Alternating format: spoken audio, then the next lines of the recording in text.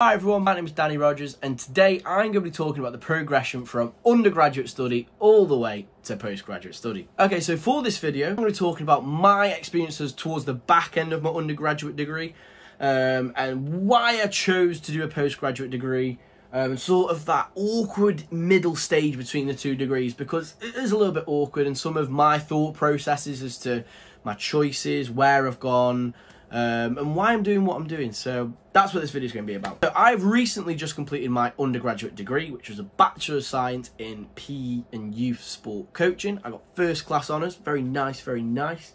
And I've been accepted on to do a postgraduate study.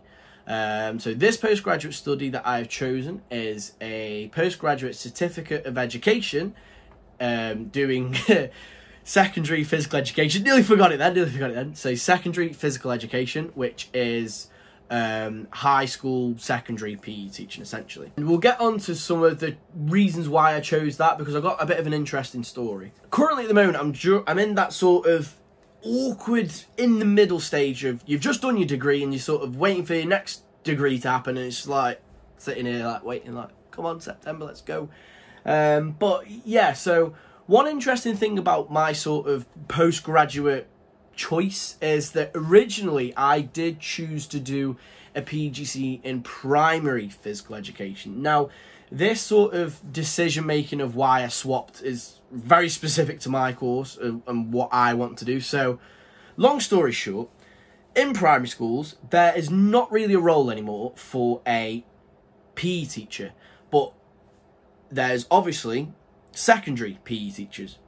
And the difference is, if I do a primary PGCE, I can only teach primary school.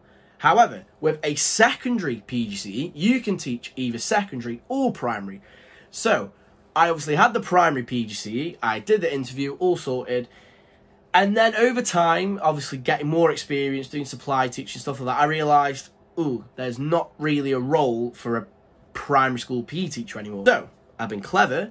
I've then changed my mind, reapplied to do secondary PE, so that in the future I can either stick with secondary or go down the primary route. So, yes, there's probably going to be a comment saying, oh, why didn't you think of that before?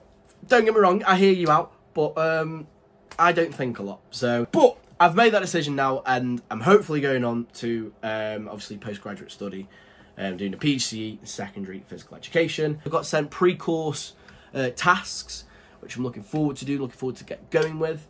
And yeah, so that's where I'm at the moment. That's the latest. In terms of obviously that sort of middle ground between you've just finished your undergrad and you're waiting for your postgrad to start, I would just try and get as much experience as possible. So obviously, like, mine's a postgrad going into doing teaching.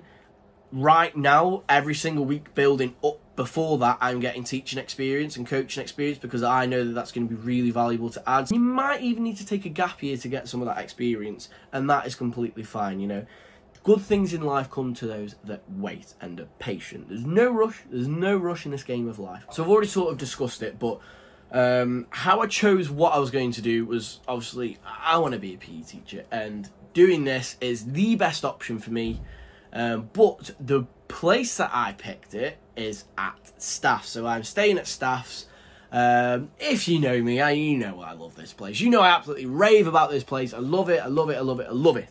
So obviously I'm also a proud Stokey as well, so I'm from the local area, and it just makes so much sense to stay in the area. But also, because of the experiences that I've had, you know, from my undergraduate course, I've already worked with quite a lot of local, like, primary schools and high schools, so I've already got my foot in the door a little bit. And so then by doing a PGCE, I'm sort of familiarised a little bit more. So you should have a look around, because, you know, there are obviously loads of different courses that do it differently. I saw some courses do it part-time.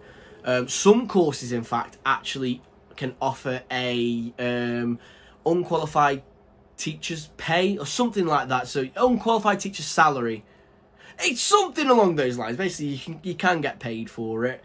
And there's also, if you are doing a PGCE, and this only applies to certain subjects, you can also apply for a bursary through the government, which will obviously help with your funding. So I don't think that impacts your maintenance loan and tuition fees. Again, there's not one for PE, unfortunately, so I don't know too much, but have a look into that most definitely, because the bursary is quite generous and it will help you out massively. It's only 9 months. It's only 9 months, and I've got sort of admin-y, sort of, again, obviously, videoing content role to help me financially fund the PGCE, because I think a lot of the time people are put off by a PGCE, in particular because of it's a lot to dedicate, you know, it's a lot of time, and then in some cases you don't get paid, so the financial aspect can be a worry.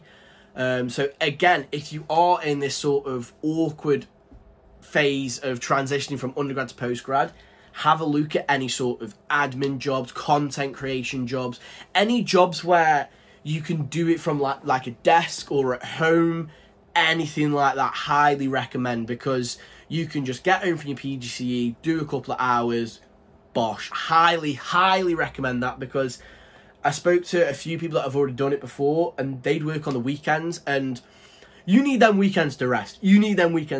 And even like late evenings, working till like 9-10 o'clock at night, that's just going to burn you out, and it's going to be really stressful. So any sort of admin jobs that you can find, if it's related to your course, even better. But again, you got to do whatever you need to do to obviously make it financially viable for you. And so the very last thing that I'm going to discuss is why I've chose Staffs. I've already sort of briefly discussed this.